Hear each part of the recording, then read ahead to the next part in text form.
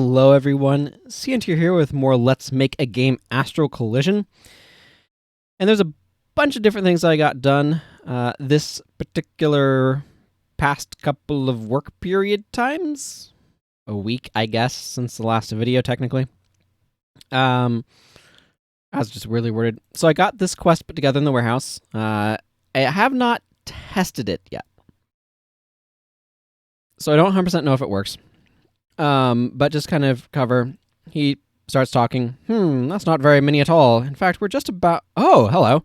I don't suppose you have any oranges on you? We're running rather low. If you could bring me, say, 100 oranges, I'd give you some bounty slips for them. About 30 sounds right for that many oranges. How's that sound to you? And then you get the orange delivery quest. And while you have that quest in your quest log, he says, oh, hello, have you managed to gather 100 oranges? If the answer is yes, then he just takes 100 oranges from you and gives you 30 bounty slips. And the quest is completed. He thanks you for it. Otherwise, he says, you don't have that many. Let him know when you've got 100 oranges. And then after you finish the quest, he just talks about oranges being delicious. And at night, he's not here. And then, of course, I have the quest marker that should theoretically be set up to, like, show up during the day while he's got a quest. I don't know. I need to test that stuff, but I've been having other priorities. Maybe we'll take a look at it here, just to be interesting. Other things, the big thing is Altus has a barracks now. It is an empty barracks, but it's a barracks, and I know why there's a barracks here, and I will talk about that later. More on that in a bit. And also, Traveler Rest right here, the houses, as you may remember, there's homes. These homes now have contents. So I just spent some time making maps. So right here, does this go... Can I zoom this in? Oh, we can. We can get nitty-gritty in all the tiny little pixel art details. But we've got a house there and this house here. This one is like a lore master with a bunch of books. And this one is another house. I was looking at some of the topper thingies over here and started playing around with those some. And then there's some more houses over here, including one that's hidden under my face. Yeah, so I don't know, I spent a bunch of time making houses. That's how this works. And this weird one, the mirror being all reflective of nothing in particular. And then there's like this one over here. This one. I don't know, a bunch of houses. I think that kind of covers most of it. I'll just zoom out. They're very haphazardly placed here. But anyway, I added all these houses. It takes a while to make interiors. It doesn't take very much time to look at something. It's just like any piece of art, really. If you're like looking at a picture or a drawing somebody did, like this one over this shoulder, right here, that my mom did for me many years ago from Guild Wars. I quite like it. And it's got all sorts of glare. But it takes a lot longer to make than it does to consume. Like, your ability to look at this and be like, yeah, that looks pretty reasonable. Or at least I think it looks pretty reasonable. It doesn't take very long. The amount of time it takes to put together, a bit longer. Have to think through what is it going to be. Have to place things and maybe rearrange stuff a little bit. And think about, okay, what am I trying to do here with this place? So, but most of what I have done has been to make substantial progress over here. You'll notice that we've got from Queen Hilkenda over here in 1276, as our reign starts, all the way down to King Lindra X, with his reign starting in 2086. So that's 800 years or so of additional rulers happening. And I've got about 1,000 years left to go of rulers. So I'll be going over this. A couple of other things that will come up is this process has gotten me to think about some other things. So we have the Royal Awards is a thing that I'm still kind of fleshing out a little bit, but I know it's going to be there, and I'm just going to need to add a couple of additional rewards. As well as the Lionel Day Festival, which I'll just go ahead and go over these real quickly. The Royal Awards were started by Queen Calcis III, and they're given annually in recognition of various efforts of adventurer teams. She started them to focus adventurers on specific activities. They proved quite successful and continue to this day.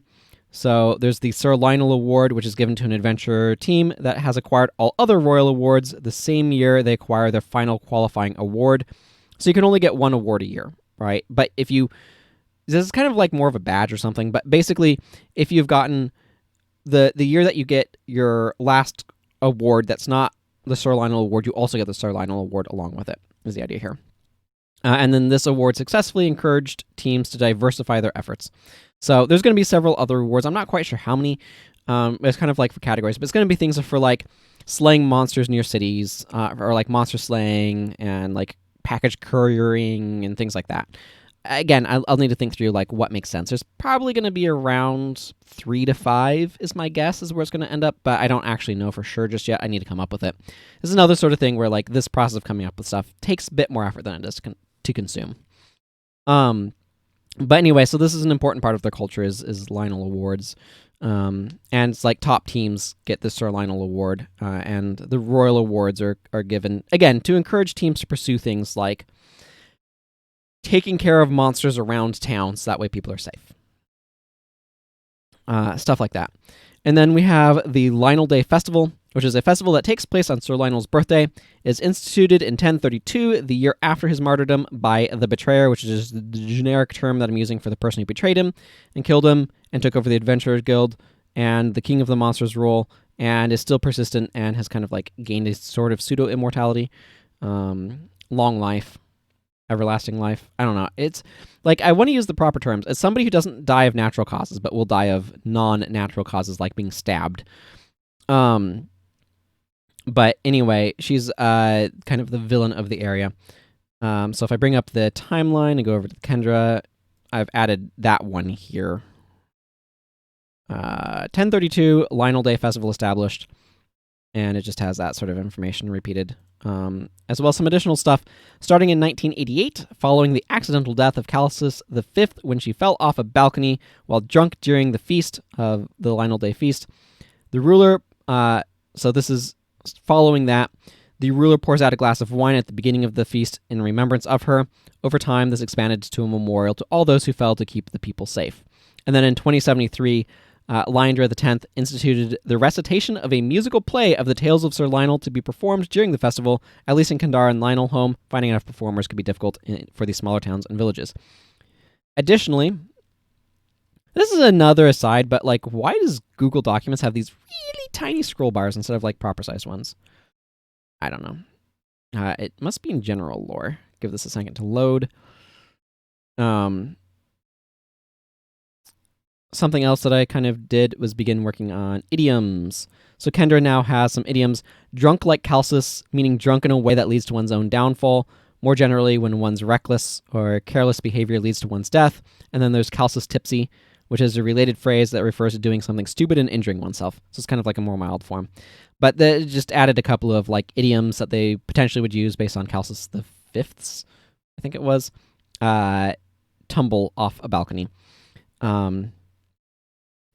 There's some stuff that I have going on with the lore. So, like, people don't die in childbirth, generally speaking. Like, they don't die because of childbirth.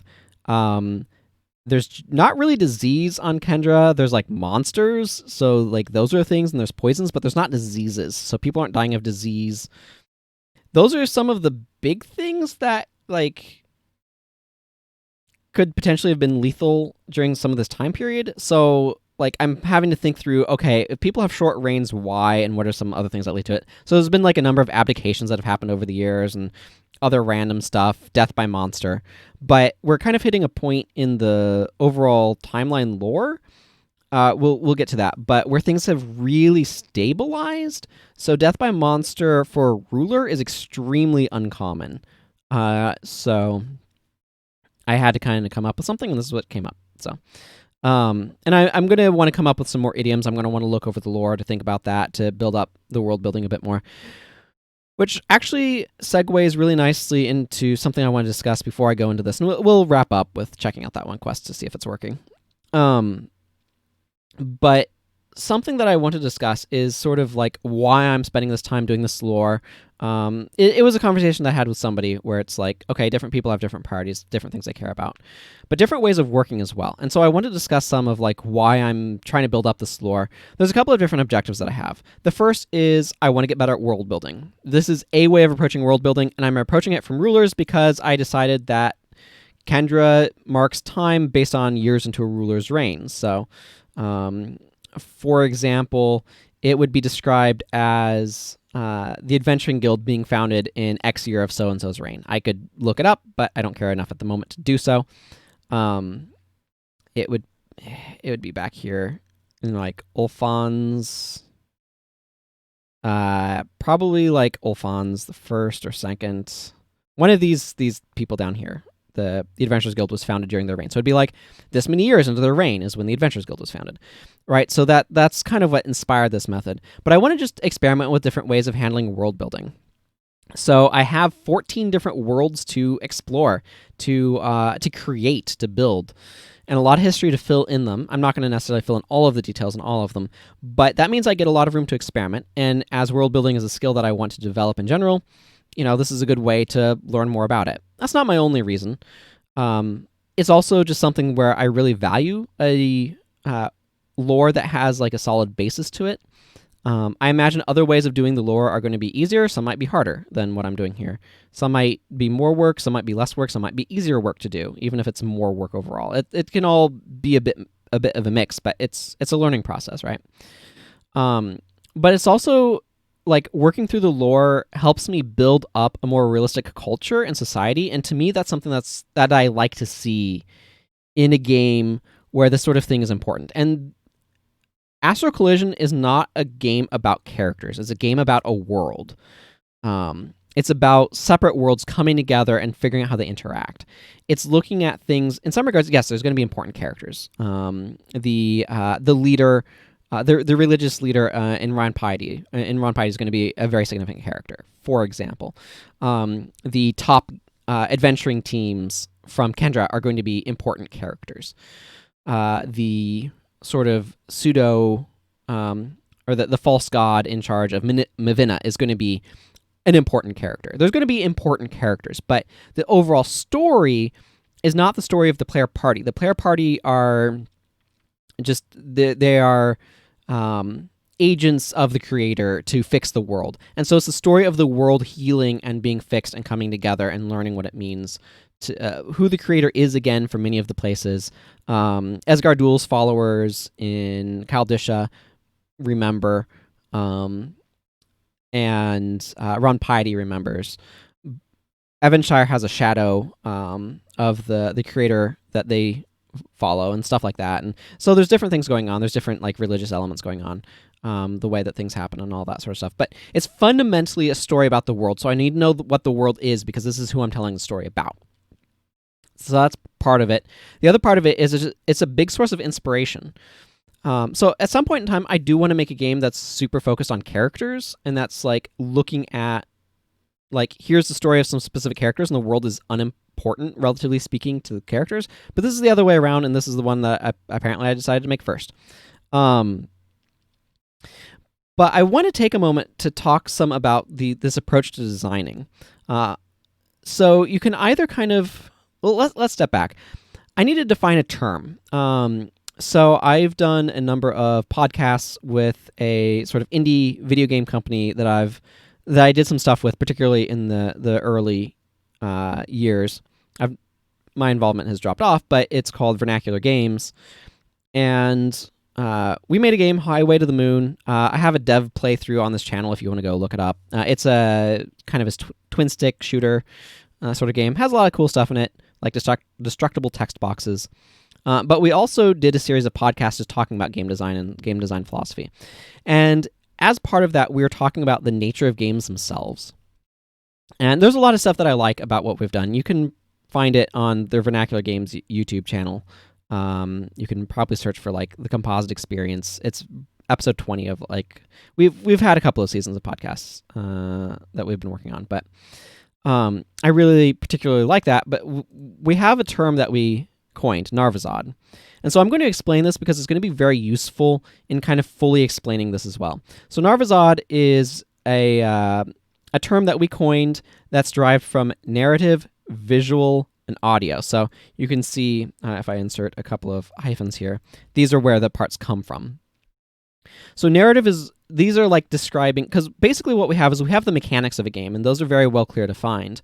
But then there's like another half to a game, and the person that I do these with goes by Redcoat online. We spent a lot. I spent a lot of time. Like I have this idea in my head that doesn't have a term for. Like I don't have a term for. And it took a while to be able to describe around enough to be able to kind of describe it. But it's basically referring to non-mechanical elements of a game that work together with the elements in order to be able to further the themes of the game or like the general idea of what the game is. So they work together. They're two halves of the composite experience. So narrative is referring to narrative elements. So these are going to be things like the story, lore, descriptions of things. Basically think of this as like the idea text angle of what something is. So an example is Pokemon natures have a lot of narrative element. They're telling you what the nature of the Pokemon is like. But they have a little bit of mechanical backing, but it's fairly shallow.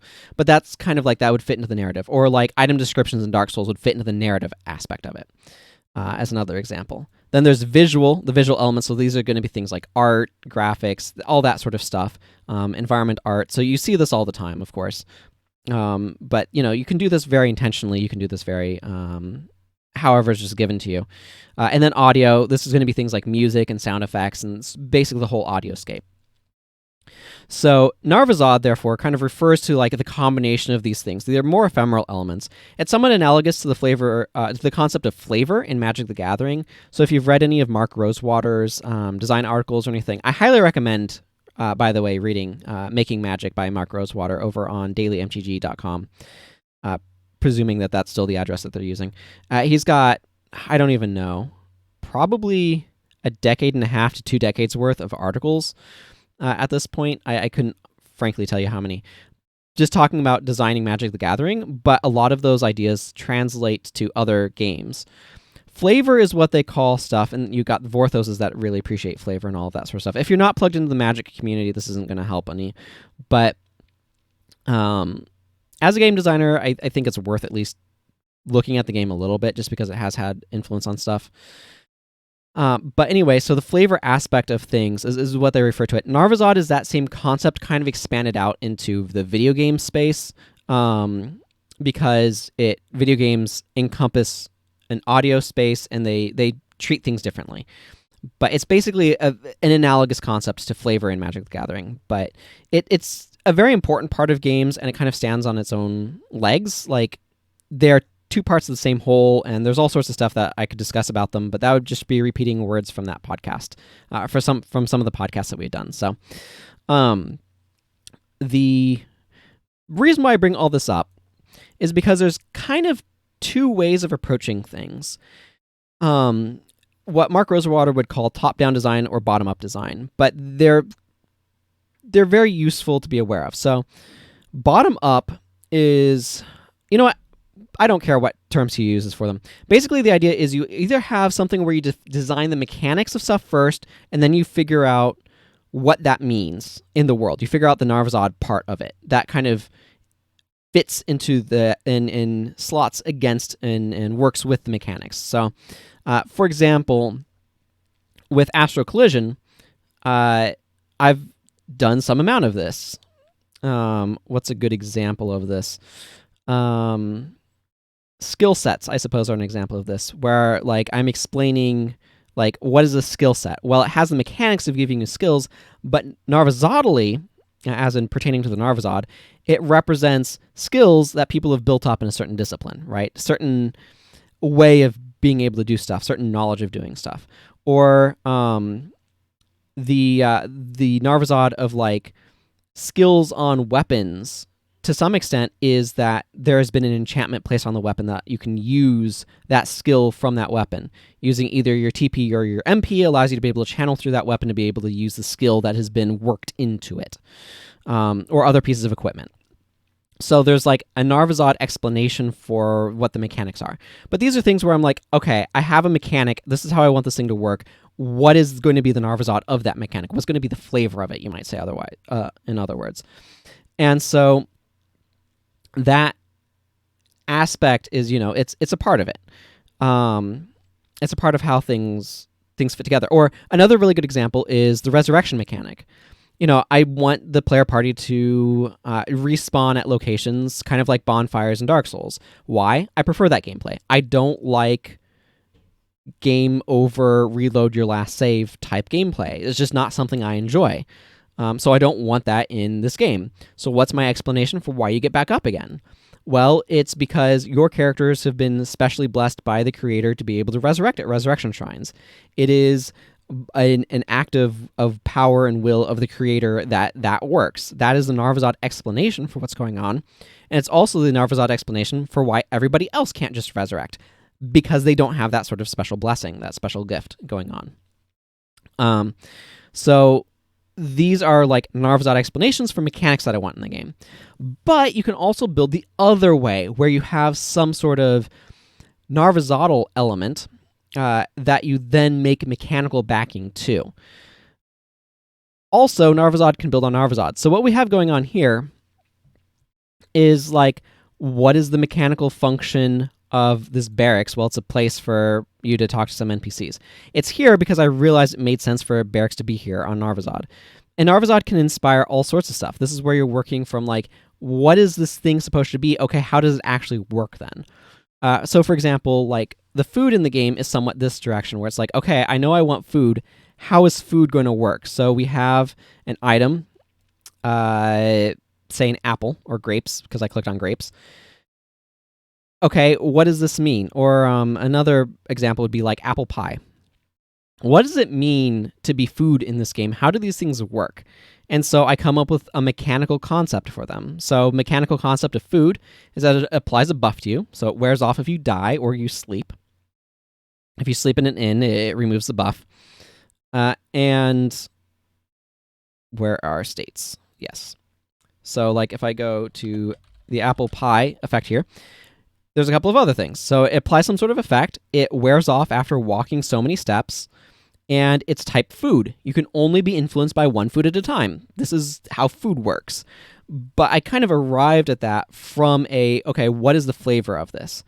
There's other things, too, that can kind of influence it. So, for example, what does it mean to be a sword? How does that work versus, like, how does something else work? There can be some amount of influence that way. There's definitely some influence on the classes, like, there's a mechanical conceit, but there's also a flavorful conceit. So, like, a ninja has a specific feel. The skills that I'm giving the ninja are not about following a mechanical through line. So, this is in contrast to the knight, for example. The knight has a mechanical through line of caring about how much HP he has. So, the less HP Sir Lionel has, the more powerful his skills become, typically speaking. Like, that's how it works. The idea is he's, sacrificing himself or whatever. You can apply your Narvazodal justification to that, and there is one. But the basic idea here is he absorbs damage, he goes out in front, he's a priority target. You can see he has target rate of 200%. Well, you can't see because it's under my face, but he has a target rate of 200% because he's being targeted more heavily. This is completely like a mechanical through line, though. Like, he's mechanically targeted more often, his skills improve when he has that lower health. That's just how he works. That's a mechanical through line. The ninja, on the other hand, does not have a mechanical through line. It has a Narvazod through line. I want the skills to feel like ninja skills. So what do ninjas do? Well, they sneak attack, and they use smoke bombs, and they have kunai that they throw at you. And so I'm trying to capture the feel, the flavor, the Narvazod of what it means to be a ninja. What does it mean to be a ninja? And then the mechanics reflect that in order to try to capture that feel in a mechanical sense. And these are the things working together. They're very closely linked, often, Narvazod and mechanics. Particularly if you're working in this direction. This would be, I guess, what they call top-down. Magic sets like this, the first one, or like a major one, is Kamigawa. Theros has this sort of thing. Innistrad is a really powerful example of this direction of design, as opposed to like the original Ravnica, which is like I think is the bottom up, where they start off with the mechanics of the guilds and then figure out what that means. The mechanics of the color pairs more accurately, and then decide it means guilds. So it's just these different design directions, and I find it very useful for fleshing out the world and making the world as it is make more sense, but as well as just figuring out what things I should even put in the world. What content belongs here? What sort of quests do I have? How does this world work? It's very useful to figure out the lore for that. Now, you can absolutely go the other direction. My understanding is Hollow Knight works from the direction of, okay, we've made a world, we've made mechanics, let's flesh it out. Let's figure out what the lore is, and then we can toss in some stuff for that. That's totally a valid direction to go. My brain likes to figure out the lore first and build off of that, if to a certain extent. But it goes both ways. I figured out some of the basics of Kendra. Like, I made the map first, and then, okay, what is each world region? How does this work? I just selected 14 characters, and I named them, and I gave little descriptions for them. So, like, over here in the database, the actors, I made these actors first, and I put in their descriptions right here, and then I figured out what that meant. So, it goes both ways. And the worlds are then derived from these descriptions. And, like, what does this mean? And so, like, I figured it out that way, and then I build it the other way. And so it's a very interleaved thing. Now, you might ask, why am I putting a bunch of time to developing Kendra's lore now? Why don't I just, like, make the full game and then add lore in later, so that way the people who like lore can like it? First of all, it helps consistency if I figured out my lore before I make all the things, rather than the other way. But I could do it the other way. And I could just be like, okay, what are the important things? And let's just make sure everything is consistent. Let's have continuity here. That's totally valid. That's a totally valid way of going about it, like I've already mentioned. But I want to focus on Kendra lore because I want to get my head into the space of Kendra, until Kendra is... the base of Kendra is done. Like, I will put additional story for what happens in the game on top of that, but I want to get the baseline of Kendra done. Like, what are the quests? What are the things that you're doing in Kendra? Like, as sort of a baseline, somewhat unrelated to the main story. And I want to get that fleshed out. I want to get that figured out, so that way I can keep my headspace in Kendra and not confuse myself. And I want to kind of like silo working on each world and then figure out how they're meshing with each other. So once I finish Kendra, I'm going to do the same thing, probably with Evanshire or potentially Sackerton down here. So, like, I'm just going to go across places. I'm probably going to try to do it in roughly, like, the order in which you're going to encounter them as a player. So, like, you're not going to go to Sindire. I don't need to worry about Sindire right away. But I need to worry about Evanshire pretty soon, right? Once I finish Kendra, Evanshire you're probably going to go to really soon because it's right here. Sackerton is right here. You're probably going to visit it. I need to figure out what's going on here. I need to flesh that out, or I will need to. Ron Piety is going to need to be fleshed out. Tulador, Kushigai, and Yorgot Est, and Divertir, and Mavina. Like, all of these are going to need to be fleshed out at some point in time. But I want to take it place by place. I want to change up the style of how I'm doing all this lore development and all that sort of stuff. And I want to be keeping things siloed, though, so that way I'm not getting confused about what's where and why and all that sort of stuff. And I can keep the mental space of, like, what is this place kind of in mind. So I'm kind of focusing it on world region by world region. So that's, hopefully I've kind of explained my process. I know that's a lot of words, that's a lot of discussion about, like, design philosophy, but I just want to kind of discuss how I'm approaching things. And this is how I'm approaching things. Different things are going to be a priority to you. Approach things according to that. So with all of that enormous quantity of words said, let's go ahead and look at some of this lore that I've been working on half an hour into this video, roughly. So we have Queen Hilkenda, the daughter of Lister III Hilkenda. Just to kind of remind people of where we were, the Adventurers Guild has been founded for a couple hundred years at this point, and it's kind of risen to power quite a bit. So anyway, the daughter of Lister III, Hilkenda enjoyed the management aspects of ruling, though not so much the judicial. She was known for having a well-organized kingdom. The royal knights had long been reducing in responsibilities, and during her reign, they finally stopped doing monster hunting expeditions. Those were for adventurers, after all, and were reserved for guarding the throne in a mostly ceremonial way, defending towns and cities from direct monster attacks, and patrolling the roadways between town, cities, and villages. Under Hilkenda, they notably worked to improve road conditions during their patrols, and often took a larger maintenance role beyond just killing monsters. So this is kind of like the philosophy of what's going on here. So just, again, to kind of keep people up to date, the Adventurers Guild exists. It has been growing in power. It has gotten to be very powerful. I don't remember if it's absorbed all of the other guilds at this point or if we'll hit that. but it's also taking over some of the responsibilities that the Royal Knights used to have of like controlling the monster populations. So the Royal Knights have been decreasing, the Adventurers Guild has been increasing, but it's a transition period and it takes a while for these things to change. Kendra moves somewhat slowly in some regards. So then we have Queen Calcis III, the daughter of Hilkenda's niece, for Hilkenda never wed nor bore any children. So this is kind of functionally equivalent to a granddaughter, but coming off of her sister, or her sister or brother. It's not very clarified, but her niece. So anyway, and part of the reason for this, by the way, is Calcis III has a friggin' 61-year reign, which is really long. So it kind of skipped down some generations. So anyway, Hilkenda was going to appoint her niece directly as her heir, but the niece had no interest in rule. Calcis III, however, had a keen interest in ruling. In particular, she was a sharp judge of character and appointed many excellent leaders. She also started the Royal Awards, given once a year to various adventuring teams in recognition of their achievements, a practice which has persisted ever since. These awards helped to focus adventuring teams on specific areas, such as killing monsters around towns, that sort of thing, and vastly improved adventure effectiveness in providing aid to the kingdom, because it provided incentive and motivation. Additionally, unlike her great aunt, Calcis was often pregnant, as she was oddly fond of pregnancy and giving birth. As such, she had many children, only stopping when biology forced her to. So she's very different from Hilkenda. Calcis IV, a daughter and one of Calcis III's many children, Calcis IV was particularly close to her mother and fascinated by her work. She learned well and was in many ways an extension of her mother's rule, at least in terms of policy. She didn't have nearly as many children as her mother did, however. King Bohum III, the son of Calcis IV, Bohum III was a solid, if largely unremarkable, ruler. He was known for his particular fondness for fruit, and several fruit-based dishes were invented for him and subsequently named in his honor. So, how does this help me? This means that I can name stuff after Bohum for certain dishes in the game. This gives me some naming scheme stuff that I can do to help create differentiated things. So, yeah, there will totally be some Bohum III-based desserts.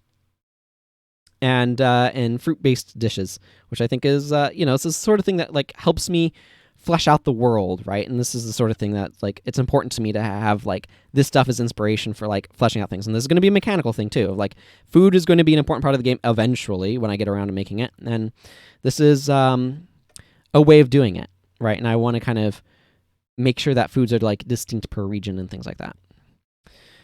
King Bohum IV, the son of Bohum III, Bohum IV was a notable patron of the arts. He also often traveled from town to town, earning himself the moniker Bohum the Traveler. He encouraged the artistic endeavors in each town he visited, particularly painting and tapestry work. The science of pigments and dyes also improved noticeably under his reign. King Andres II, the son of Bohum IV, Andres II was quite unlike his father. He was known for being somewhat reclusive, and liked to appoint officials over duties instead of doing them himself. He created the Circle of Viziers to oversee the various royal duties. He was particularly fond of music, however. Many minstrels found themselves with unusually high levels of access to the throne during his reign. Unfortunately for the king, he perished somewhat young. He was particularly obese, and this caused his downfall. The eldest daughter, so this is Queen Onaris I, the eldest daughter of Andres II. Onaris was fascinated with the ruins of Telendil. Portress was founded during her reign. So, just as a reminder of Portress, that is this city right here. So it's very close to Telendil. It was founded during her reign for that sort of particular reason. Portress was founded during her reign, and indeed she spent the latter portion of it living there. She died relatively young in an ill-fated venture into Telendil. So she went to explore Telendil, and it went poorly for her.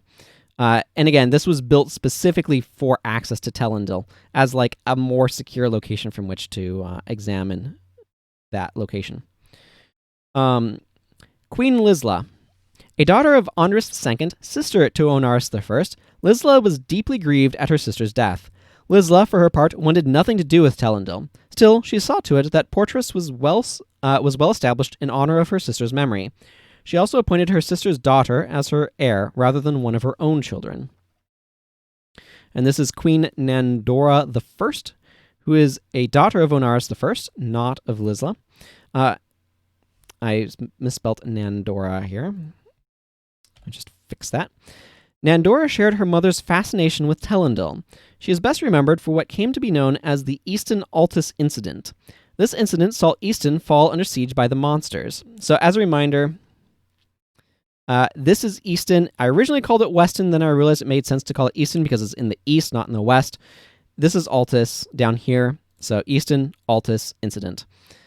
Just for some geographical refamiliarization with it. So she's best remembered for what came to be known as the Easton Altus Incident. This incident saw Easton fall under siege by the monsters. Many of its residents fled to the highly defensible cleft in the mountains to Easton's south, where they survived a siege by the monsters for about a month before help arrived. It took so long as no one was paying attention, and many adventurers who would normally have kept the monster populations in check in that region were instead occupied with delving into Telendil's long-abandoned mines. Once the siege finally was broken, many of the villagers returned to Easton. However, some did not and stayed in the cleft, forming a village that came to be named Altus. And this is down here.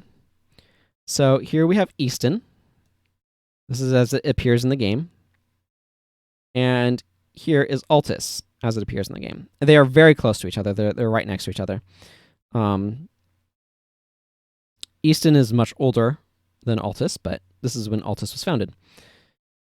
And they decided to stay there. Again, you can see in the game, like, it is in, like, a ravine here between mountain edges, or large cliffs or whatever. So it's a very defensible location. Monsters are coming down from this way. They could defend it, and that's kind of why they went to that location when Easton. And again, Easton is very vulnerable. It does not have the natural defenses. So then we get to Lindra the First, the youngest son of Nandora the First, and named after both Kendra and Lionel, a name that had been popular to various degrees for some time, though the first heir to have it. Lindra was known as a strong ruler. He abolished the Circle of Viziers early on in his reign, so keep in mind that was made, back in Andrus? Yeah, Andrus II's day, made the Circle of Viziers, and then Lindra the First abolished it. Early on in his reign, because he wanted to rule directly. He didn't want to be working with all these viziers. He also built an auxiliary garrison in Altus to broaden the defensive support of the Royal Knights, posted general bounties on monsters, a practice that has persisted as it made the world dramatically safer, and established patrol and alert systems designed to prevent a repeat of the Easton Altus incident. Finally, he also improved systems for distributing and warehousing food among the various population centers, practices that also outlasted him. So, this is the Narvazod explanation for this barracks down here. This particular building, he saw to it that it was built to provide support. Now, this is particularly useful in the world because it's right here. Here's Lionel home. Here is Kandara. And Altus is in a nice in-between spot between them and serves as a good spot to have a defensive location like this. So he wanted to support that. Also, when you kill enemies in the game, you get bounty slips. That represents the fact that you are, somehow collecting the bounty on killing individual monsters. This guy started that practice. It had not been done before this.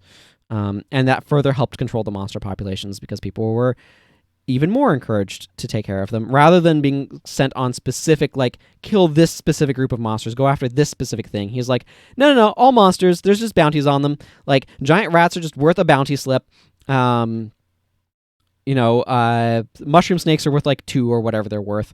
That practice was started by him in order to control the populations. He didn't want to see the Easton Altus incident repeated. That had happened during his mother's reign. So he wanted to do something about it. Queen Nilara I, the eldest daughter of Lindra I, Nilara I, named after Lionel and Onara, so Nel-Ara, established improved legal systems and formalized the mayoral system, where the crown would appoint leaders to oversee each town. This had been done informally for a long time in various forms, but this standardized it. Mayors had to be long-term residents of the locations they were appointed over. So this established a better control, a better way of controlling things. Keep in mind, there would have been some sort of local leaders thing going on, but this was a much more official version of it as population centers increased and such. King Lindra II, the son of Nilara I, Lindra II began a chain of largely unremarkable rulers. They were competent. The ancient rules of succession aided this, as did the guidance of the Adventurers Guild that wanted to maintain things a certain way, largely because of the strength of systems that had been set up at this point. Indeed, the invisible hand of the Queen of Monsters and Guildmaster of the Adventurers Guild, that's one person, by the way, saw the favorable status quo maintained. For his part, Lyndra II was remembered for his kindness to the common person, and was a fair judge. He often was seen upon the streets of Kandara and Lionelholm, the latter of which he visited with some regularity. His reign saw the beginning of the Age of Peace, as it was known, which persisted until the Astral collision. So what we've basically had here is the world is kind of like, society is still kind of figuring out the shape of everything, but at this point, things are working like well enough that the Queen of Monsters / Guildmaster of the Adventurers Guild, who is again the same person, wants to maintain the status quo. Things are working well, and that is what she wants. She likes the balance that things are at. It keeps the power strongly in the Adventurers Guild while maintaining sort of the air that the throne is what rules. And largely the throne does rule, but it does so in sort of the service of the Adventurers Guild in many ways. And this is kind of like where society kind of ossifies, like it's been slowing down in terms of like changes, but here it really like ossifies and solidifies, and it just kind of continues on this track. Monsters are being well taken care of. The bounty system and adventures and all that see to that. The Royal Knights are in a strong position where they're able to hold the towns and outposts relatively easily. The Guildmaster here is like, okay, this is a great position to be in. It's going to be great for like what I want to accomplish.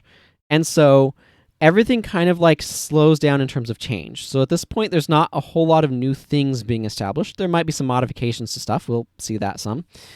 But it doesn't change really. And so society is not modifying a whole lot.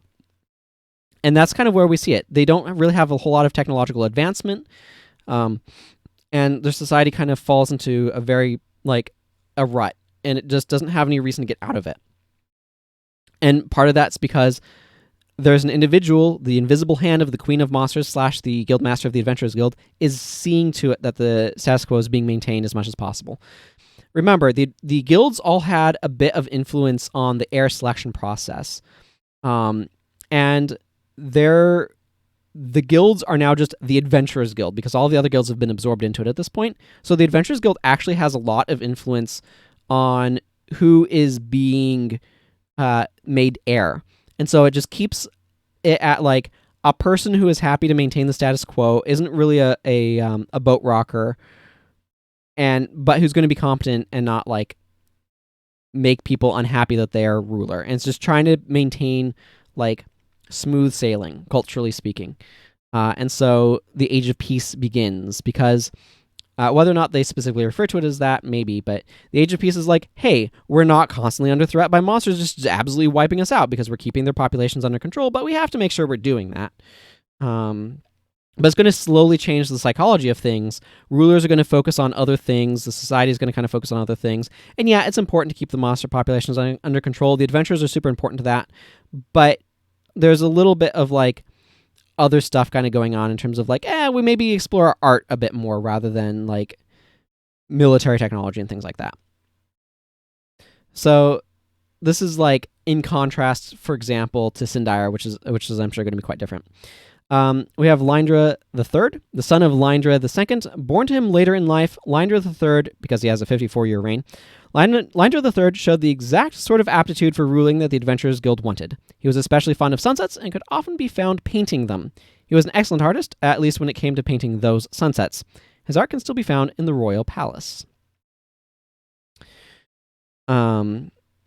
And then Lyndra IV, the son of Lyndra III, Lyndra IV maintained the status quo. This is going to be a recurring theme, right? The rulers maintained the status quo. That is what their job is now. And his royal kitchens often saw shipments of fish from Sandy March, as he's quite fond of seafood. Lyndra V, the son of Lyndra IV, Lyndra V maintained the status quo. He loved the tales of adventurers and often invited teams that interested him to tell their tales. Many of these ended up recorded and placed in the Royal Library, though many years later they were copied into the Adventurers Guild archives as well. Queen Nandora II, the daughter of Lyndra V, Nandora II maintained the status quo. She loved to cook and introduced new dishes to the Lionel Day Festival. So, that's something that can show up in game. Nandora's dishes. Nandora's cookbook. Sounds like Pandora. That wasn't really intended. King Bohum V is the son of Nandora II and maintained the status quo. He is particularly known for his pride in the royal knights. Their armor styles were updated and modified during his reign, as well as other flourishes. He took a special pride in that Sir Lionel had been a royal knight, and used references to that fact on the updated arms and armaments. King Ulfons V, the son of Bohum V, Ulfons V maintained the status quo. He enjoyed fishing and died somewhat young in a boating accident off the coast of Sandymarch. His body washed up on shore several weeks afterwards.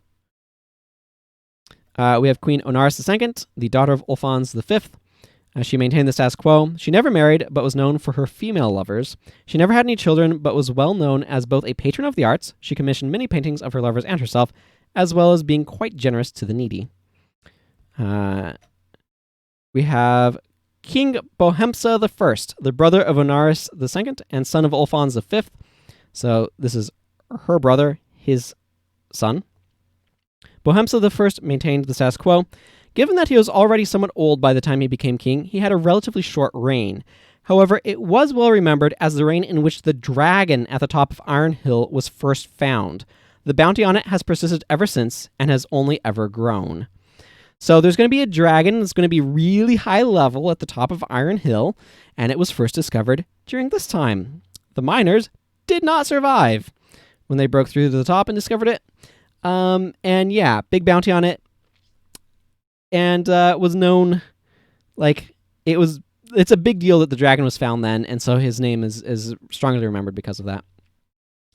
Queen Onaris III, the daughter of Bohemsa I, Onaris III maintained the status quo. She was largely unremarkable, though she is warmly remembered for her kindly manner. Some of these people do not necessarily have a whole lot. They don't necessarily have to have a lot. That's part of what's happened, is that society has kind of slowed down and ossified. There's not necessarily a whole lot going on here. There's not big changes happening. Not every rule is adding a bunch of stuff or whatever. A lot of it is, again, it's maintaining the status quo, and that's what's going on. King Osiron III, the son of Onaris III, Osiron III maintained the status quo. He was known for his speeches and was well regarded for his presence at ceremonies in particular. However, while he was good for morale in general, he didn't actually change anything. Queen Kandira IV, the daughter of Osiron III, Kandara IV maintained the status quo. She was especially fond of flowers and popularized floral window boxes and flower beds. She also encouraged adventurers to spread flower seeds on their travels, which they often did. So that's a fun little detail. Yes, nothing like scrolling and having things move. So you'll notice King Lyndra VI here has a very short 4-year reign. The son of Osiron III and sister of Kandara IV, right here. His reign was brief given his age. Indeed, he had taken the throne as an interim measure, as Kandara IV had not designated an heir. He did so, as in he designated an heir, but the people liked him well enough that he remained king until his death, 4 years later. King Bohum VI, the son of Lyndra VI, Bohum VI maintained the status quo. He never married, as he lacked interest in a spouse. He was known for being affable and having a keen wit turned towards humor, though not everyone enjoyed his style. He wrote many books of jokes and witty observations. Scribes still produce copies of his more popular works to this day. King Lyndra VII, the nephew of Bohum VI, Lyndra VII maintained the status quo. By the end of his reign, the last farm had finally moved out of Kandara, as populations there continued to rise and demand higher population density. Farming continued to expand elsewhere. Fishermen in Sandymarch made the first coastal voyage to Lionelholm 12 years into his reign. Over the next several years, a fleet was built up. After all, there were no monsters on the open seas, making this a safer method of transporting people and goods. So this is referring to Sandymarch right here, directly shipping things by boat down this way. So they actually started a shipping routine here, a lot quicker than taking the roads all the way up here. And a lot safer because there were not monster attacks on the open seas in raw Kendra. I think there might be some stuff from Tulador that goes around the world. We'll see. I haven't figured all those details out yet, but there were no sea monsters. They didn't have to worry about any monsters, so they just did shipping. This is actually a really important step, by the way, because people from here are eventually going to come over here and settle Island Home, which also is this Island Home? But I'll look it up later. But anyway, there are no monsters over here either. And this is Isle Home and this is Isle Watch, I think. I can just scroll down here. Yeah, Isle Watch is this one. No, we need... Yeah, Isle Home. This is Isle Home. So they started shipping across here. This was established after this, but not long after. So that's going to be sometime in the 2500s, I think, is my plan for that. But anyway, that was like done during his reign. Queen Chalcis V, the eldest daughter of Lyndra VI, Chalcis V maintained the status quo. Her reign was brief, only 9 years, owing to an accident. She got drunk during the Lionel Day festival and fell off of a balcony. Again, I need to figure out how these people were dying. And I don't have like disease or death in childbirth or things like that. People are not generally getting murdered. So, because, they're worried about monsters and things like that. So it's very, very stable society at this point. And so, like, how does this happen? I don't know. Maybe she got drunk during the Lionel Day festival and fell off a balcony. This incident was remembered and idiomized, which we've already discussed. However, during her reign, she kept an upbeat attitude and always looked for reasons to celebrate. She was especially fond of the Royal Awards ceremony and the Lionel Day festival. People liked her. Queen Pisalicis, the youngest daughter of Lyndra the Sixth, or the Lyndra the Seventh, excuse me, and sister to Chalcis V, Pisalicis maintained the status quo and had a hard-to-pronounce name. She also refrained from drinking alcohol after her sister's tragic death.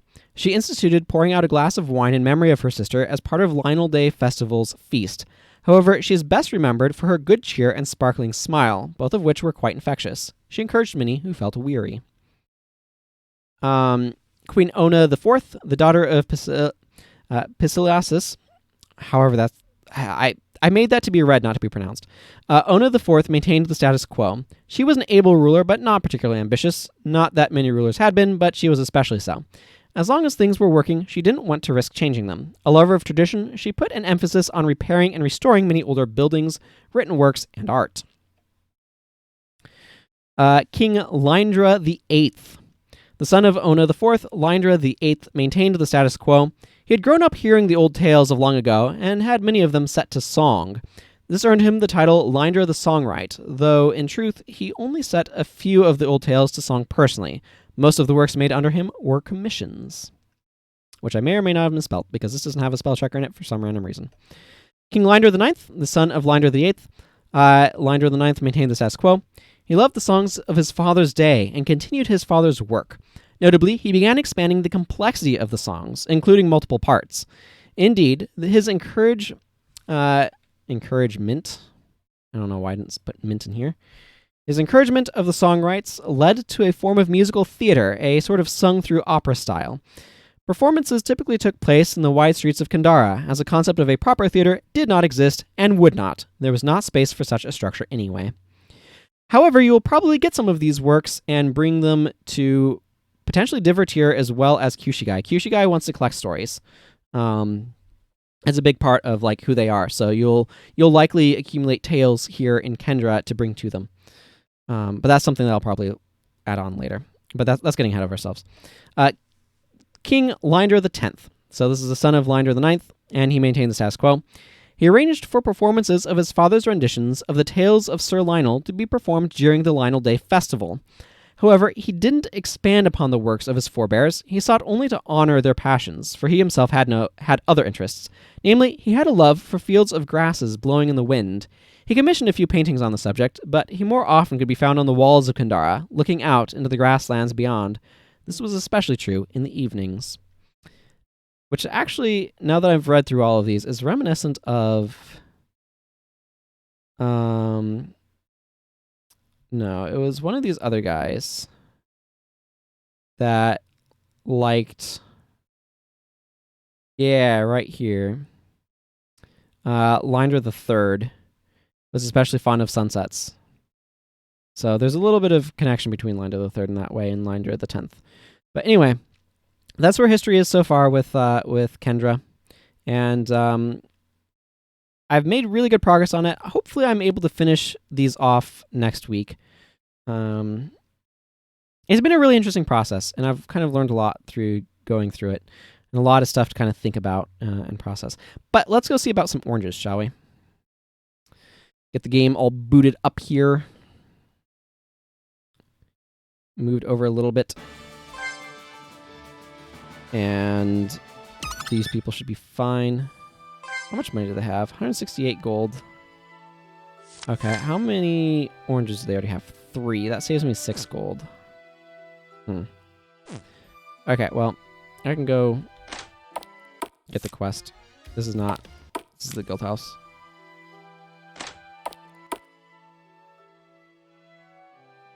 That's not very many at all. In fact, we're just about... Oh, hello. I don't suppose you have any oranges on you. We're running rather low. If you could bring me, say, 100 oranges, I'd give you some bounty slips for them. About 30 sounds right for that many oranges. How's that sound to you? Quest added to quest log. Orange delivery. Oh, hello. Have you managed to gather 100 oranges? I see that you have not. Well, please do let me know when you have 100 oranges to trade me for those 30 bounty slips I promised you. And, of course, I can go into my quest log. And orange delivery. Kaladin's supply of oranges has gotten low. The supervisor of the warehouse there would like 100 oranges to stock things up. He doesn't care where they come from, but did suggest checking out Sycamore's Farmer's Market, which I need to remember to add, which is open in the mornings. So I need to remember to add that to the thing. Yes, and that's bouncing because he has a quest that you can turn in. I can buy oranges from Sycamore's Farmer Market, but they're 2 gold apiece, and I don't have enough gold to buy all that I need. So let's just fix that, shall we? Game party dot gain gold 200. Cool. That should have done it. Oh, look, I have 368 gold now. Perfect. Here's Sycamore, by the way.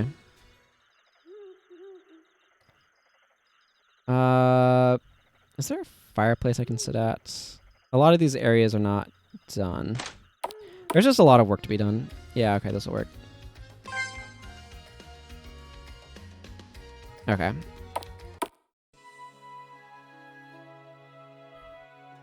You have the fruits. Oranges. I need...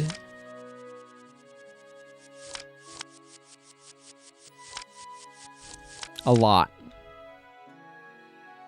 184. How much did I think these things were worth? Oh, they cost you 4 gold. Wait, no. No, they cost you 2. I don't know. I feel like I might have been thinking about the math wrong. Whatever. Excuse me while I give myself more money. Nothing like cheating. Okay, I need 13. There we go. I might need to increase the bounty slips. This is again why it's important to give things a little bit of a test at least. Leave out that side. Okay, good. Didn't run into any encounters.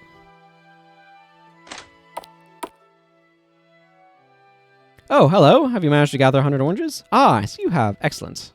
Exchange 100 oranges for 30 bounty slips. Quest completed and removed from quest log. Orange delivery.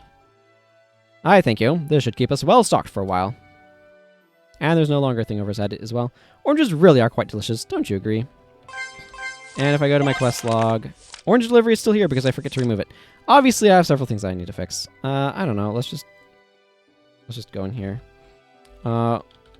Orange delivery not removed from log. Orange delivery. Not talking about where to get them. And orange delivery. Our costs calibrated correctly. Cool. There's some notes for me to worry about later. 30 bounty slips. Should at rank 3. Let's see. Rank 3 is 7? Yeah, 7 gold. Yeah, so it probably should be giving you 60 bounty slips for that many. I think I just did the math wrong somewhere. I'm not really sure. Oh, wait. I know why I did the math wrong. I needed to give him 100 oranges, not 200. I got too many oranges. I was thinking money, because it's 200 gold to buy that many oranges, and I wasn't thinking that I needed 100 oranges. I was thinking I need 200. I got confused. That part's fine. That pot's fine. Yes. I just didn't brain right. Okay, cool. So that's that quest. I'm not going to save because I need it to be not done the next time I load it up, so that way I can test it again properly. But anyway, that's I think that's going to cover everything for today. A lot of it's lore. A lot of it's talking philosophy of how I'm approaching things, how my brain works, and a little bit of getting oranges, a little bit of looking at some maps. But progress is being made, and that's the important part. So that's going to go ahead and wrap things up for me here today. Thank you all very much for watching, for listening to me talk about lore and rambling about game design. And until next time, everyone, take care, and goodbye.